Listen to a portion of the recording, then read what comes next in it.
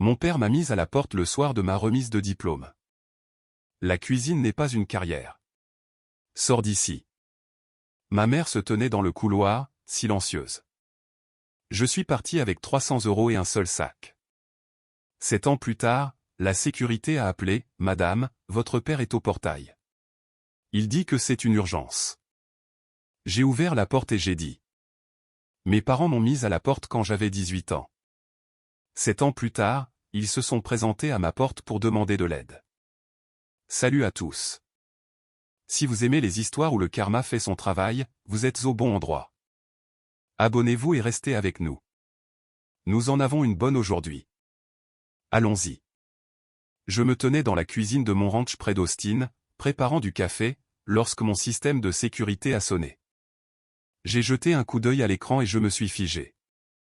Ma mère et mon père se tenaient à mon portail. Derrière eux, je pouvais voir ma sœur Marin, assise dans leur voiture, les yeux rivés sur son téléphone, trop importante pour en sortir. Je n'avais vu aucun d'entre eux depuis 7 ans. Pas depuis la nuit où mon père m'a dit de partir et de ne jamais revenir. Pas depuis que ma mère est restée là, en silence, et a laissé faire. Pas depuis que Marin a ricané depuis les escaliers, regardant sa petite sœur se faire jeter comme un déchet. Maintenant, ils étaient ici, chez moi, la maison que j'avais construite de mes propres mains et avec mon refus obstiné de disparaître. Je savais pourquoi ils étaient venus. J'avais vu les nouvelles. L'entreprise de mon père s'était effondrée. Leur maison était en procédure de saisie. La famille parfaite qui avait été trop bien pour moi était sur le point de tout perdre. Et ils pensaient que je les sauverais. Ce qui s'est passé ensuite est satisfaisant. Abonnez-vous si vous aimez ce qui est satisfaisant. Vous voudrez voir comment cela se termine. Je m'appelle Ivy. J'ai 25 ans. Je possède 14 restaurants à travers le Texas. L'année dernière, Forbes a estimé ma valeur nette à 85 millions d'euros. Et voici l'histoire de comment ma famille a appris le prix de m'avoir rejeté. Laissez-moi commencer par le début. J'ai grandi dans une banlieue près de Détroit, dans une maison où les attentes étaient gravées dans les murs. Mon père, Glenn, était consultant financier.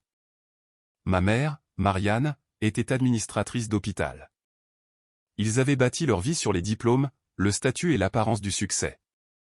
Ils avaient 2 filles, Marin, l'enfant prodige, et moi, le problème. Marin avait 3 ans de plus que moi, et elle avait été parfaite depuis sa naissance. Que des notes maximales, capitaine de l'équipe de volley-ball, présidente du conseil des élèves, acceptée à l'université du Michigan en pré-droit. Elle était tout ce que mes parents voulaient. Ambitieuse, raffinée, destinée à une carrière respectable. Je n'étais rien de tout cela. J'étais silencieuse là où Marin était confiante. J'étais créative là où elle était analytique. Je passais mon temps dans la cuisine à expérimenter des recettes, à regarder des émissions de cuisine, à rêver de saveurs que je n'avais jamais goûtées. Mes parents voyaient cela comme un défaut, une phase qui devait être corrigée. La cuisine était mon sanctuaire. Pendant que Marin étudiait pour ses examens et préparait ses dossiers d'inscription à l'université, j'apprenais à cuisiner par moi-même. J'ai commencé par des choses simples, des pâtes, des soupes, des sandwichs au fromage grillé. Puis je suis devenue plus ambitieuse. J'ai emprunté des livres de cuisine à la bibliothèque. J'ai regardé des heures de tutoriels sur YouTube. J'ai expérimenté avec des épices et des techniques dont personne dans ma famille n'avait jamais entendu parler. À 16 ans, je préparais le dîner pour la famille 3 soirs par semaine. Non pas parce que quelqu'un me le demandait, mais parce que j'adorais ça, parce que la cuisine était le seul endroit où je me sentais moi-même. Mon père tolérait ce passe-temps tant que mes notes restaient acceptables. Ma mère complimentait occasionnellement un repas, mais jamais sans ajouter que je devrais me concentrer davantage sur mes études. Marin ignorait complètement ma cuisine, la traitant comme elle traitait tout ce qui me concernait, comme étant indigne de son attention. Je me disais que cela n'avait pas d'importance. Je me disais qu'un jour, je leur prouverais à tous qu'ils avaient tort. Je ne savais pas à quel point ce jour arriverait vite. En dernière année de lycée, nous devions déclarer nos projets pour l'avenir. Marin était déjà à Michigan, s'épanouissant dans son programme de pré-droit, appelant à la maison pour donner des nouvelles de ses stages et de ses événements de réseautage. Mes parents rayonnaient de fierté chaque fois que son nom était mentionné. Quand mon conseiller d'orientation m'a interrogé sur mes projets, je lui ai dit que je voulais aller en école de cuisine. Je voulais devenir chef. Je voulais ouvrir mon propre restaurant un jour. Il m'a regardé avec quelque chose qui ressemblait à de la pitié. Il a dit que l'école de cuisine était chère et que l'industrie de la restauration était brutale. Il m'a demandé si j'avais un plan de secours. Je n'en avais pas. La cuisine n'était pas mon plan de secours. C'était mon seul plan. Le seul avenir que je pouvais imaginer pour moi-même. Je suis rentré ce soir-là pour le dire à mes parents. Mon père était dans son bureau quand j'ai frappé à la porte. Il examinait des documents financiers, les lunettes perchées sur son nez, l'image même du succès professionnel. Il a à peine levé les yeux quand je suis entré. Je lui ai dit que j'avais décidé de ce que je voulais faire après le lycée. Je lui ai dit que je voulais aller en école de cuisine. Je lui ai dit que j'avais fait des recherches sur des programmes à Austin, à New York et à San Francisco. Il a posé son stylo. Il m'a demandé de répéter ce que je venais de dire. Je l'ai répété. École de cuisine, chef, restaurant. Le silence qui a suivi était pire que des cris. Puis il a ri. Pas un rire chaleureux, un son froid et méprisant qui m'a fait me sentir toute petite. Il a dit qu'il n'avait pas travaillé toute sa vie pour élever une cuisinière. Il a dit que cette famille produisait des médecins, des avocats, des professionnels, pas des gens qui retournaient des hamburgers pour des pourboires. Il a dit que si je pensais qu'il allait payer pour que j'apprenne à être une serveuse glorifiée, j'étais délirante. J'ai essayé d'expliquer. J'ai dit qu'être chef n'était pas la même chose qu'être serveuse. J'ai dit que les arts culinaires étaient une vraie profession. J'ai dit que je pouvais construire quelque chose de significatif. Il m'a interrompu.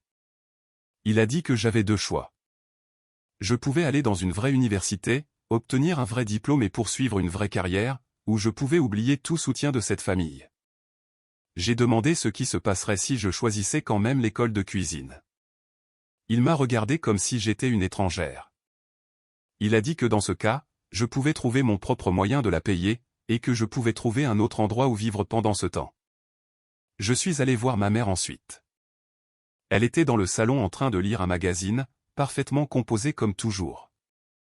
Je me suis assise en face d'elle et je lui ai raconté ce que mon père avait dit. Je lui ai demandé de lui parler.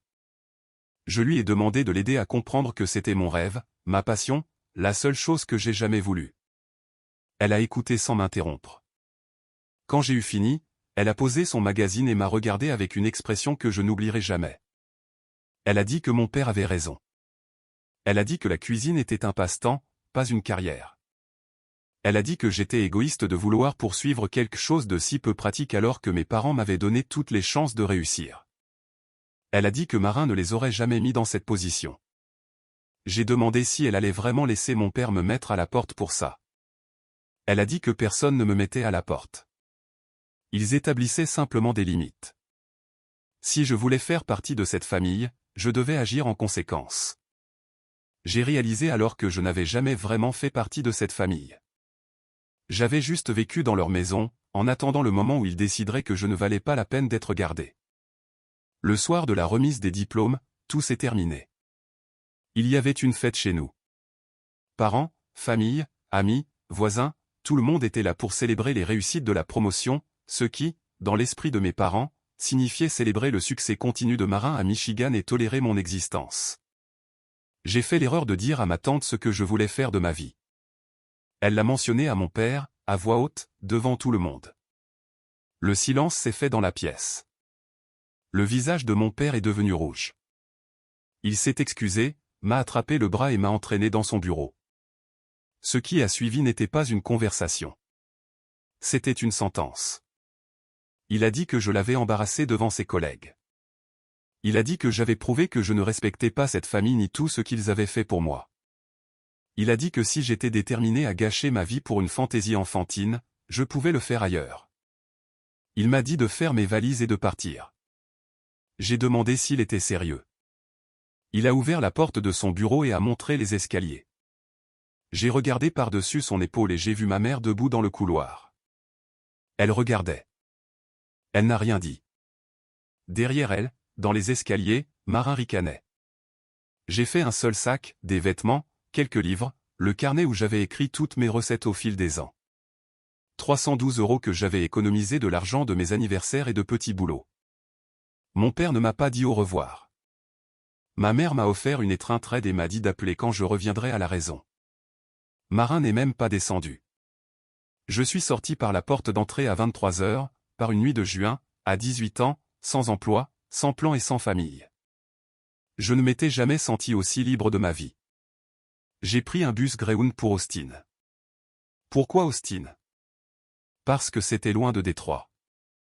Parce que j'avais lu que la scène culinaire y était en pleine expansion. Parce que le billet coûtait 87 € et que je pouvais me le permettre. Le trajet a duré 26 heures. J'ai passé la plupart du temps à regarder par la fenêtre, observant le pays passer du gris du Midwest aux vertes collines du Texas. Je n'ai pas dormi. J'étais trop terrifié et trop excité. Quand je suis arrivé à Austin, il me restait 225 €. Assez pour peut-être une semaine dans le motel le moins cher que je pouvais trouver, si je ne mangeais pas. J'avais besoin d'un travail. Immédiatement. Je suis entré dans tous les restaurants que j'ai pu trouver. Je leur ai dit que je ferais n'importe quoi. Faire la vaisselle, préparer les légumes, nettoyer les sols. La plupart m'ont renvoyé. J'étais trop jeune. Je n'avais pas d'expérience. Je n'avais pas de référence. Le troisième jour, alors qu'il ne me restait plus que 100 €, j'ai trouvé Monsieur Santos. Son restaurant s'appelait Casa del Sul. C'était un petit endroit dans l'est de la ville, coincé entre une laverie et un magasin de pneus. La peinture s'écaillait. L'enseigne était délavée. La clientèle du midi se composait de 3 vieillards mangeant des tacos en silence. Mais l'odeur qui venait de la cuisine était incroyable. Je suis entré et j'ai demandé s'ils embauchaient. La femme au comptoir m'a regardé de haut en bas et m'a dit de parler au propriétaire. Monsieur Santos est sorti de l'arrière-cuisine, s'essuyant les mains sur une serviette. Il avait 68 ans, petit et large, avec des cheveux gris et des yeux qui avaient tout vu. Il m'a demandé ce que je savais faire. J'ai dit que je pouvais tout faire. Je pouvais faire la vaisselle. Je pouvais faire la préparation. Je pouvais nettoyer. Je pouvais apprendre. Il m'a demandé pourquoi j'étais à Austin. Je lui ai dit la vérité. Je lui ai dit que ma famille m'avait mise à la porte parce que je voulais être chef. Je lui ai dit que j'avais 3 ans d'apprentissage autodidacte de la cuisine et un carnet rempli de recettes. Je lui ai dit que je travaillerais plus dur que quiconque il n'ait jamais rencontré. Il m'a étudié pendant un long moment. Puis il m'a demandé si je savais faire de la salsa verde. J'ai dit que je pouvais apprendre. Il m'a tendu un tablier. Monsieur Santos est devenu le père que je n'ai jamais eu. Il ne m'a pas seulement donné un travail. Il m'a donné un foyer. La réserve à l'arrière du restaurant avait un lit de camp et une petite salle de bain. Il a dit que je pouvais y rester jusqu'à ce que je me remette sur pied, tant que je gardais l'endroit propre. Il m'a tout appris. Comment équilibrer les saveurs, comment respecter les ingrédients, comment cuisiner avec amour et intention.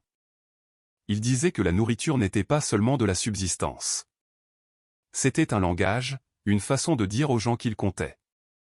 Il m'a raconté son propre parcours, venu du Mexique au Texas alors qu'il était jeune homme, travaillant dans des cuisines pendant des décennies, ouvrant Casa del Sul avec sa femme décédée 5 ans plus tôt, maintenant le restaurant en vie parce que la cuisine était tout ce qu'il savait faire. Il ne m'a jamais posé de questions sur ma famille. Il ne m'a jamais poussé à parler de ce que j'avais laissé derrière moi. Il m'a simplement traité comme si j'appartenais à cet endroit. Pour la première fois de ma vie, c'était le cas. J'ai travaillé à Casa del Sul pendant 2 ans. J'ai commencé comme plongeuse. En 6 mois, j'étais à la préparation. En 1 an, je cuisinais aux côtés de Monsieur Santos, ajoutant ma propre touche à ses recettes traditionnelles. J'expérimentais constamment. Je fusionnais ces techniques mexicaines avec des saveurs du Sud, des épices asiatiques, des choses que j'avais vues en ligne et que je voulais essayer. Certaines expériences ont échoué, d'autres étaient incroyables. Monsieur Santos encourageait tout cela. Il disait que les meilleurs chefs étaient ceux qui n'avaient pas peur de se tromper. Il disait que l'innovation venait de l'échec. Pour mon 20e anniversaire, j'avais créé une douzaine de plats originaux qui sont devenus des incontournables du menu de Casa del Sul. Les clients ont commencé à venir spécifiquement pour ma nourriture. Le restaurant est devenu plus fréquenté. Les blogueurs culinaires locaux ont commencé à écrire sur nous. Je construisais quelque chose. Je pouvais le sentir. Mais je voyais aussi Monsieur Santos vieillir. Ses mains tremblaient parfois. Il oubliait des choses. Les journées de 12 heures qu'il avait autrefois dynamisées le laissaient maintenant épuisé. Un soir après la fermeture, il m'a fait asseoir et m'a dit qu'il pensait à prendre sa retraite. Il a dit que le restaurant était trop pour lui maintenant. Il a dit qu'il avait cherché un acheteur, mais personne ne voulait d'un petit endroit avec du vieux matériel dans un quartier difficile. Il m'a demandé si j'avais déjà pensé à gérer mon propre restaurant. J'ai dit, j'y pense tous les jours. Il a souri. Il a dit qu'il avait une idée. L'idée de Monsieur Santos était simple. Il me vendrait Casa del Sul, pas au prix du marché. Il savait que je ne pouvais pas me le permettre. Il me le vendrait pour 1 euro plus 10% de mes bénéfices pendant les 5 premières années. Il a dit qu'il n'avait pas besoin d'argent. Sa maison était payée. Ses besoins étaient modestes. Ce dont il avait besoin, c'était de savoir que tout ce qu'il avait construit ne disparaîtrait pas quand il serait parti. Il a dit que j'étais la fille qu'il n'avait jamais eue. Il a dit que me voir cuisiner, c'était comme se voir lui-même 40 ans plus tôt. Affamé, intrépide, pleine d'idées qui effrayaient les autres. J'ai pleuré quand il m'a fait l'offre. Je lui ai dit que je ne le méritais pas. Il a dit que le mérite n'avait rien à voir là-dedans. Il a dit que la vie ne consistait pas en ce que vous méritiez. Elle consistait en ce que vous faisiez de ce qui vous était donné. J'ai signé les papiers le jour de mon 21e anniversaire. La première année a été brutale. J'avais 21 ans, je dirigeais un restaurant toute seule, apprenant la comptabilité, la gestion des stocks, la paie, les inspections sanitaires et 1000 autres choses qui n'avaient rien à voir avec la cuisine. J'ai fait des erreurs. J'ai commandé trop de produits frais et je les ai regardés pourrir. J'ai embauché les mauvaises personnes et j'ai dû les licencier.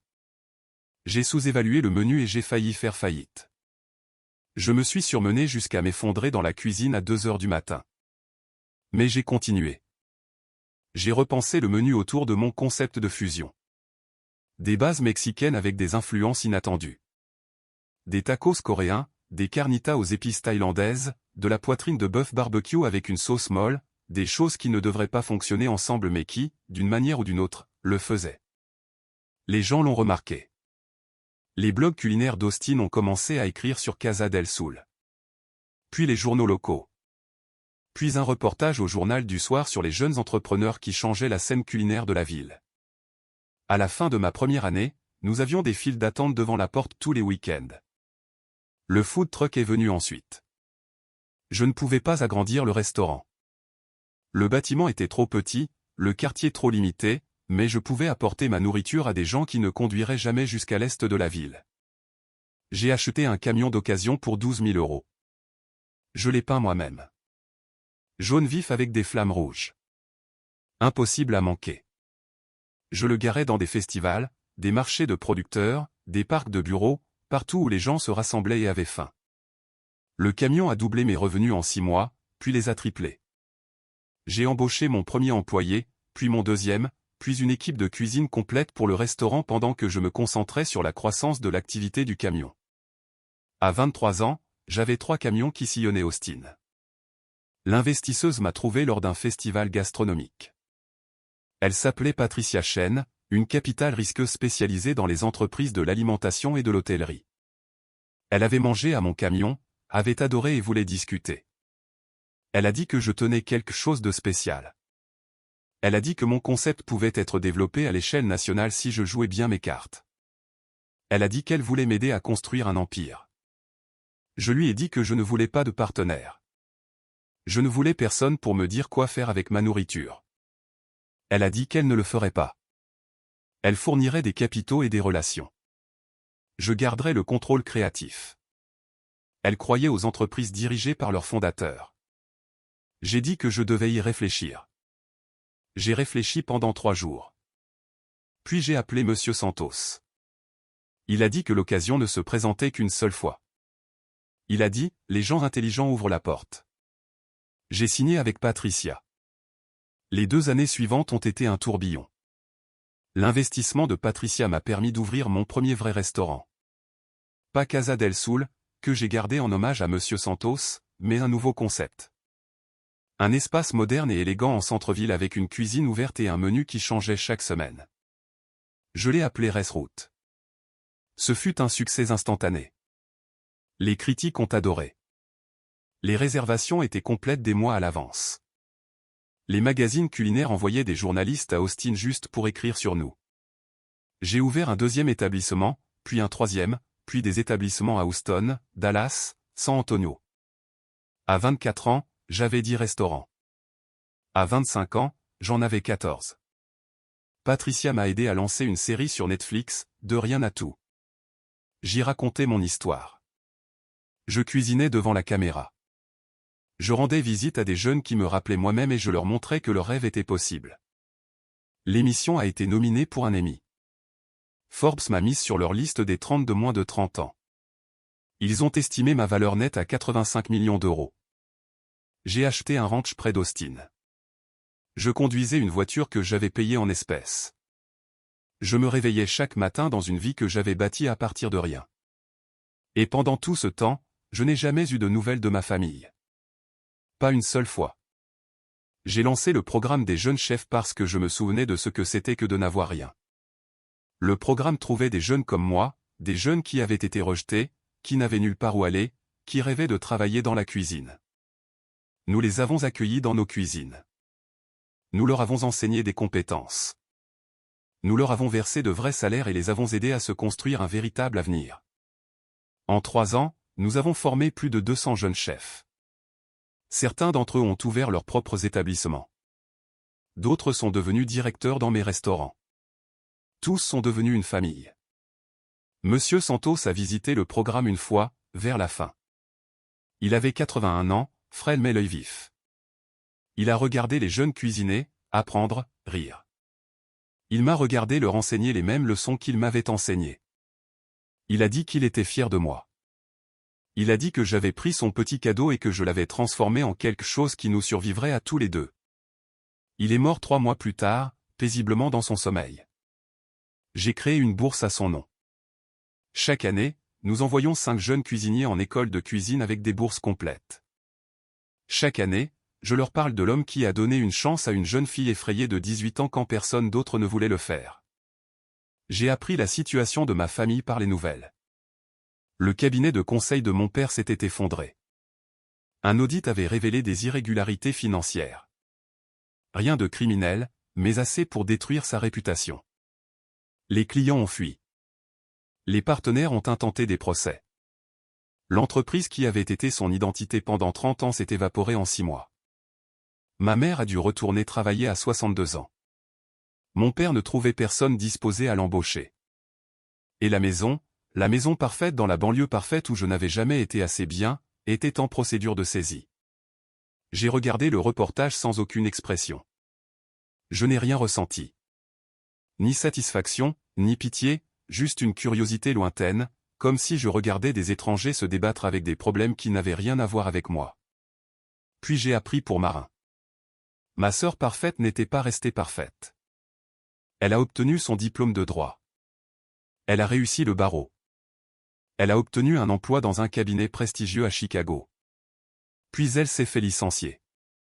Les détails étaient vagues. Quelque chose à propos de violation de l'éthique, d'une plainte d'un client, d'un règlement qui a tout gardé sous silence. Mais le résultat était clair. Marin a été radié du barreau de l'Illinois. Sa carrière juridique était terminée avant même d'avoir vraiment commencé. Elle est retournée vivre à la maison à 30 ans. De retour dans la maison qui était maintenant saisie par la banque. De retour auprès de parents qui avaient dépensé leurs économies pour essayer de sauver l'entreprise de mon père. L'enfant en or s'était changé en plomb. Je mentirais si je disais que je n'ai pas ressenti une petite étincelle honteuse de satisfaction en l'apprenant. Ils sont arrivés un mardi après-midi. Mon système de sécurité a sonné. J'ai regardé l'écran et j'ai vu 3 personnes que j'avais passé 7 ans à essayer d'oublier.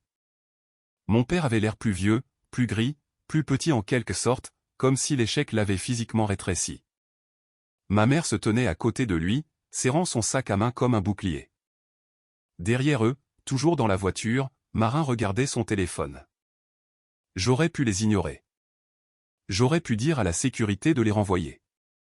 J'aurais pu faire comme si je n'étais pas à la maison. Au lieu de cela, j'ai ouvert le portail.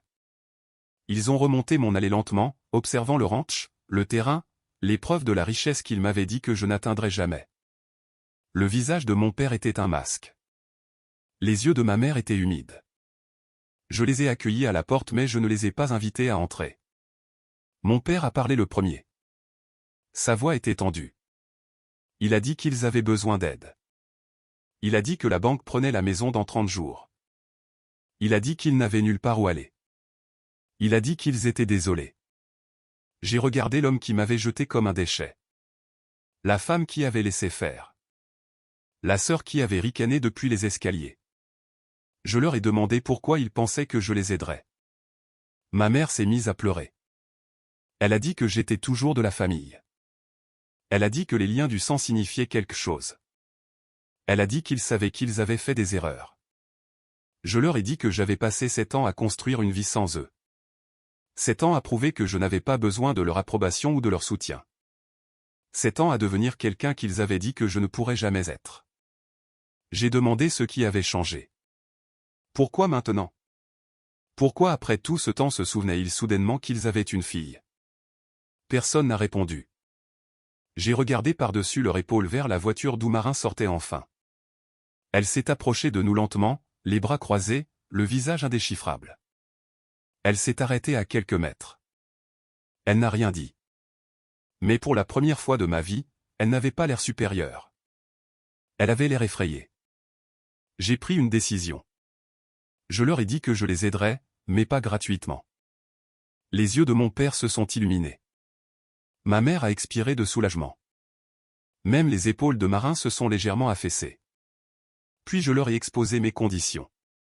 Premièrement, mon père donnerait une interview sur mon podcast.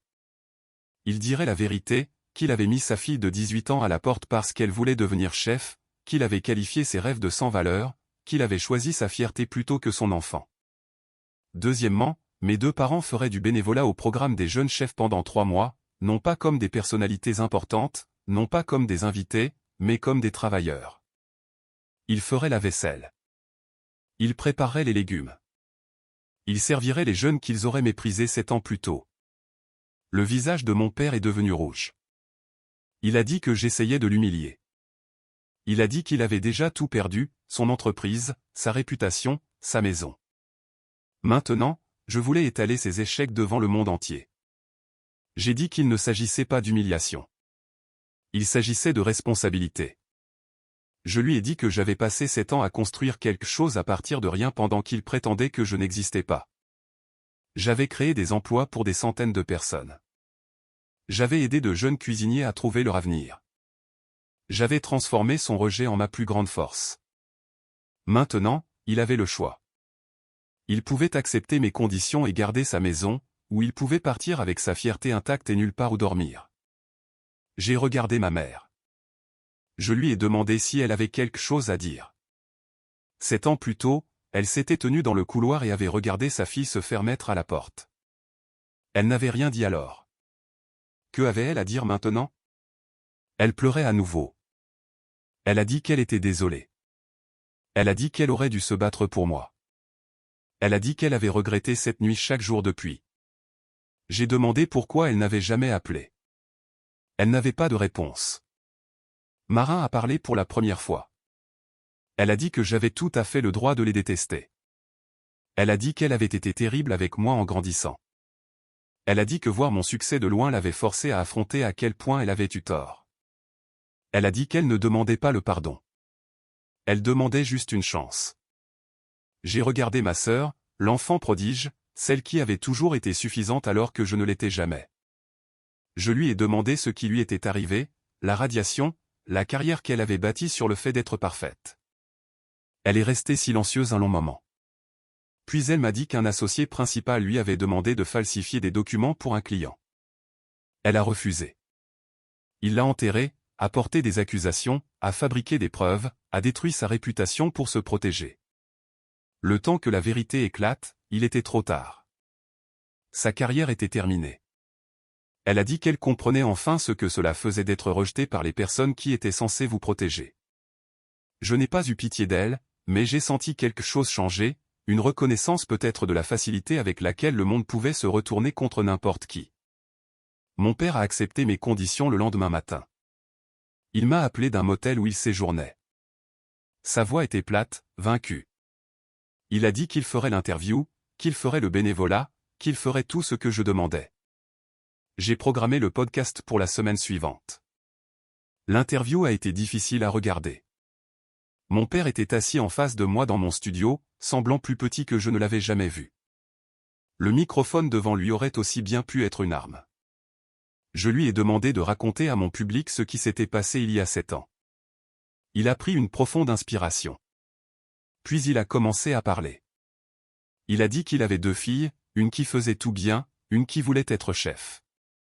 Il a dit que lorsque sa plus jeune fille lui a parlé de ses rêves, il s'est moqué d'elle. Il a qualifié ses rêves de sans valeur. Il lui a dit de partir et de ne jamais revenir. Il a dit qu'elle est partie avec 300 € et un seul sac. Il a dit qu'il n'a plus eu de nouvelles d'elle. Il a dit qu'il l'a regardée construire un empire à partir de rien pendant qu'il prétendait qu'elle n'existait pas. Sa voix s'est brisée. Il a dit qu'il avait eu tort. Il a dit qu'il avait été tellement obsédé par son idée du succès qu'il n'avait pas pu voir le don de sa fille. Il a dit que la mettre à la porte était la pire erreur de sa vie. Il a regardé directement la caméra. Il a dit, si quelqu'un qui écoute a un enfant avec des rêves qu'il ne comprend pas, ne faites pas ce que j'ai fait. Ne laissez pas la fierté détruire votre famille. Écoutez, soutenez, même si vous ne comprenez pas. Il a dit que sa fille avait plus de succès qu'il n'en avait jamais eu, et qu'elle l'avait fait sans lui, à cause de lui. Quand l'enregistrement s'est arrêté, il a mis son visage dans ses mains. Je ne l'ai pas réconforté, mais je ne le détestais pas non plus. Mes parents ont commencé au programme des jeunes chefs le lundi suivant. Ma mère travaillait à l'accueil, enregistrant les étudiants, organisant les emplois du temps. Mon père travaillait en cuisine, pas à cuisiner, juste à nettoyer, à faire la vaisselle, à passer la serpillière, à sortir les poubelles. Les jeunes ne savaient pas qui ils étaient. Ils voyaient juste 2 bénévoles plus âgés qui venaient tous les jours et faisaient le travail. J'observais de loin. J'ai vu mon père lutter avec des tâches qu'il n'avait jamais faites. J'ai vu ma mère sourire à des adolescents qui lui rappelaient la fille qu'elle avait abandonnée. Quelque chose a changé en eux au cours de ces 3 mois. Le sentiment de supériorité s'est estompé. L'arrogance s'est dissoute. Ils ont commencé à voir les jeunes non pas comme des statistiques ou des problèmes, mais comme des êtres humains avec des rêves et du potentiel. Le dernier jour, mon père m'a trouvé dans mon bureau. Il a dit qu'il comprenait maintenant. Il a dit que voir ces jeunes se battre pour leur avenir lui avait montré à quoi ressemblait vraiment le courage. Il a dit qu'il avait honte de ne pas avoir vu ce courage en moi. Il m'a demandé si je pourrais un jour lui pardonner. Je lui ai dit que le pardon n'était pas quelque chose que je pouvais donner sur commande. C'était quelque chose qui devait grandir, et cela demandait du temps. Il a hoché la tête. Il a dit qu'il comprenait. J'ai remboursé leur hypothèque la semaine suivante. Je ne l'ai pas fait pour eux. Je l'ai fait parce que je refusais de devenir le genre de personne qui regarde les gens souffrir quand j'ai le pouvoir d'aider. Même si ces personnes m'avaient blessé, même si elles ne le méritaient pas. Je leur ai dit que la dette était effacée. La maison était à eux. Ma mère a pleuré. Mon père m'a remercié à voix basse. Puis je leur ai dit la vérité. J'ai dit que cela ne faisait pas de nous à nouveau une famille. J'ai dit que ces temps de silence ne pouvaient pas être effacés par 3 mois de bénévolat. J'ai dit que j'avais besoin de temps pour déterminer ce que je voulais, si tant est que je le veuille, que notre relation soit. J'ai dit qu'ils étaient les bienvenus pour appeler.